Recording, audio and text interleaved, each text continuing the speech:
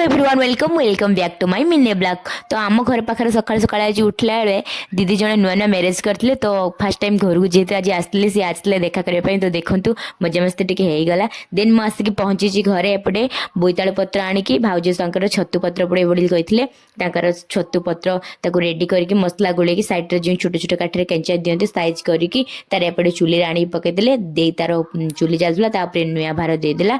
एपटे देखूँ आमर आज छुंक पखाड़ खायापी समस्त इच्छा था तो से भाउज कहले मुझे बनईदेवी छुंक पखाड़ से एपटे सब भेसुआ पत्र सोरिष सोरिष तेल आउ लंका रसुण नहीं एपटे एड कर देखूँ बढ़िया भाव से करदे एपटे देखो फाइनाल रेडी हो जाए छुंक पखाड़।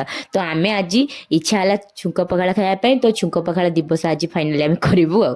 तो एपटे चलीगली मुझे जो चूल्हे पकाई छतु हो जाए फाइनाल देखते एपटे छतु पत्र पूरा केते सुंदर भाव हो तो मुझे घिनी आईली आणिकी खोली देकी एपटे सब टिके करके खोली देली थाली की देखी पार्थिव बढ़िया भाव से सीझी जाए बेसी सीझा देवेनि हाल्का जमी सीझब तो केते सुंदर भाव तो देखला बेलू भी खाई मत बहुत इच्छा अच्छी। तो आपण मानक जदि छतु पत्र पोड़ा क्या भल लगे तो निश्चित कमेंट मध्यम कहे।